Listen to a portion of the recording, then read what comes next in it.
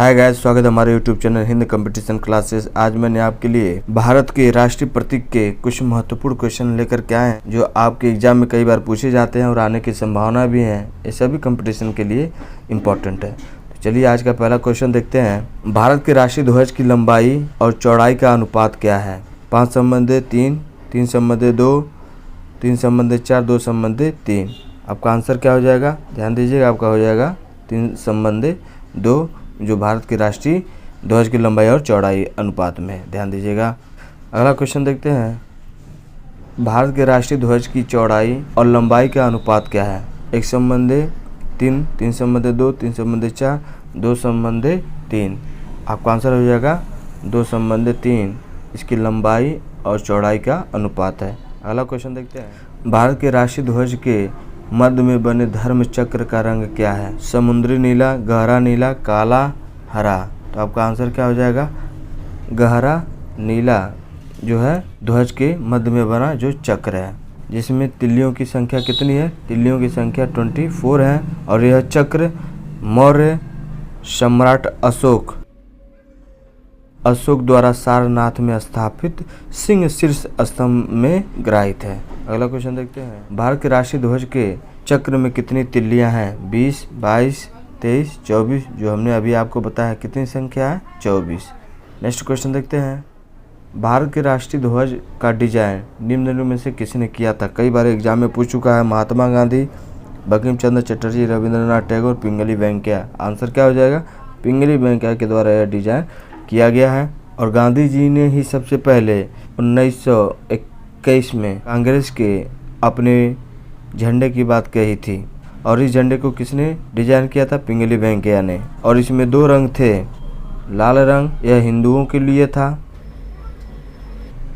और जो दूसरा था हरा, यह मुस्लिम लोगों के लिए था। बीच में एक चक्र था। अगला क्वेश्चन देखते हैं। भारत का राष्ट्रीय गान है वंदे मातरम, सारे जहां से अच्छा, जनगण मन, हिंद देश का प्यारा झंडा। आंसर क्या हो जाएगा? जनगण मन। यह भारत का राष्ट्रीय गान है। भारत का राष्ट्रीय गान है जो मूलतः कहाँ से? बंगाली में गुरुदेव रविंद्रनाथ टैगोर द्वारा लिखा गया है। ठीक है ना? रविंद्रनाथ टैगोर के द्वारा बंगाली में लिखा गया था। अगला क्वेश्चन देखते हैं। राष्ट्रीय गान जनगण मन सर्वप्रथम कब और कहाँ गाया गया था? राष्ट्रीय गान जनगण मन सर्वप्रथम कब और कहाँ गाया गया था? 1911 कोलकाता में, 1931 कोलकाता में, 1950 दिल्ली में, 1896 कलकत्ता में। तो आपका आंसर क्या है? 1911 कोलकाता के अधिवेशन में सर्वप्रथम भारतीय राष्ट्रीय गान जनगण मन गाया गया था। और किसके द्वारा? अभी मैं बता, बंगाली में गुरुदेव रविंद्रनाथ टैगोर द्वारा लिखा गया था। पूरा डेट क्या है? सर्वप्रथम 27 दिसंबर 1911 में कोलकाता के कांग्रेस अधिवेशन में दोनों भाषा कौन कौन सा भाषा? बंगाली और हिंदी, दोनों भाषा में गाया गया था। अब पूरे गान में कितने पद है? और ये पूछे पूरे गान में कितने पद हैं, तो संख्या हो जाएगी 5 पद हैं। अगला क्वेश्चन देखते हैं। भारत के राष्ट्रीय गान जनगण मन को संपूर्ण रूप से गाने में कितना समय लगता है? 50 सेकंड, 52 सेकंड, 55 सेकंड, 59 सेकंड। तो आपका आंसर क्या हो जाएगा? 52 सेकंड लगते हैं भारत के राष्ट्रीय गान जनगण मन को गाने में। भारतीय संविधान सभा ने भारत के राष्ट्रीय गान के रूप में 24 जनवरी 1950 को अपनाया था। यानी कि राष्ट्रीय गान जनगण मन को कब अपनाया गया? 24 जनवरी 1950 को अपनाया गया था। और इस गान में 5 पद हैं। अगला क्वेश्चन देखते हैं। भारत का राष्ट्रीय गीत है जनगण मन अधिनायक जय है, हिंद देश का प्यारा झंडा, वंदे मातरम, सारे जहां से अच्छा। आपको बताने हैं। तो आपका आंसर क्या हो जाएगा? वंदे मातरम। यह भारत का क्या है? राष्ट्रीय गीत है, नेशनल एंथम। वंदे मातरम जो है बंकिम चट्टोपाध्याय द्वारा संस्कृत बांग्ला मिश्रित भाषा में रचित इस गीत का प्रकाशन सन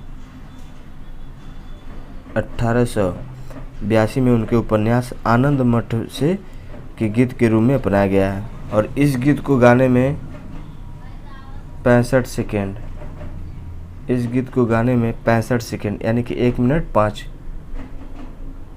सेकेंड 1 मिनट 5 सेकेंड का समय लगता है। नेक्स्ट क्वेश्चन बताइए आप लोग, भारत का राष्ट्रीय गीत वंदे मातरम सर्वप्रथम कब गाया गया? 1886 में, 1896 में, 1906, 1907। आपका आंसर क्या हो जाएगा? 1896 में भारत का जो राष्ट्रीय गीत है वंदे मातरम सर्वप्रथम गाया गया। बंकिम चंद्र चट्टोपाध्याय द्वारा लिखित वंदे मातरम गीत भारत का राष्ट्रीय गीत है और ये भी कब गाया गया था? 1896 में कलकत्ता अधिवेशन में, कलकत्ता अधिवेशन में इस गीत को गाया गया था। अगला क्वेश्चन देखते हैं, भारत का राष्ट्रीय गीत वंदे मातरम किस ग्रंथ से संकलित है? आपको बताने हैं कि यह किस ग्रंथ से संकलित है। मुंडकोपनिषद, कठोपनिषद, भारत भारती, आनंद मठ। आंसर क्या हो जाएगा? आनंद मठ से यह लिया गया है। इसको गाने में 65 सेकेंड यानी कि 1 मिनट 5 सेकेंड का टाइम लगता है। अगला क्वेश्चन देखते हैं, सारनाथ स्थित राष्ट्रीय स्तंभ का कौन सा भाग राष्ट्रीय प्रतीक के रूप में लिया गया है? शीर्ष भाग। आपको बताने हैं कि जो भाग लिया गया है किस भाग से लिया गया है। शीर्ष भाग, मध्य भाग, आधार भाग, पूरा भाग। तो आंसर क्या हो जाएगा? शीर्ष भाग से सारनाथ का जो राष्ट्रीय स्तंभ का भाग लिया गया है। अगला क्वेश्चन देखते हैं, भारत का राष्ट्रीय पशु है चीता, तेंदुआ, बाघ, सिंह। आंसर क्या हो जाएगा? आपको बताने हैं बाघ जो है भारत का राष्ट्रीय पशु है। बाघ भारत का राष्ट्रीय पशु है सब जानते हैं, लेकिन सन 1973 में बंगाल टाइगर को राष्ट्रीय पशु घोषित किया गया।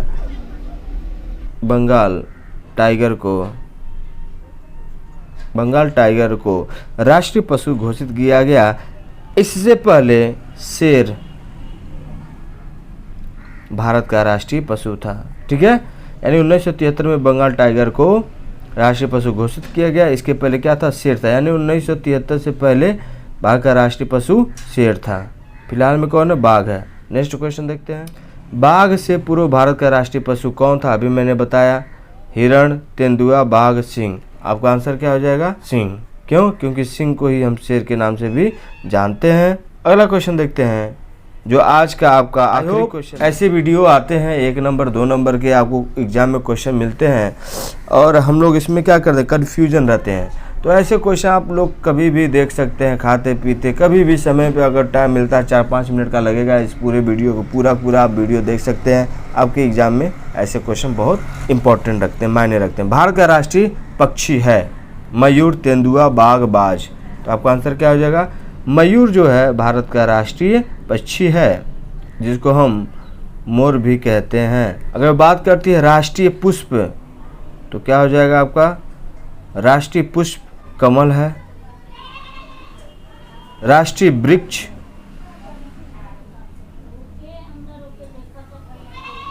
अशोक है। राष्ट्रीय फल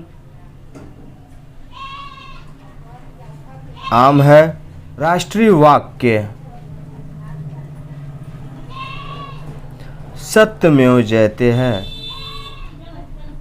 सत्यमेव जयते है। आई होप ये वीडियो आपको अच्छा लगा होगा।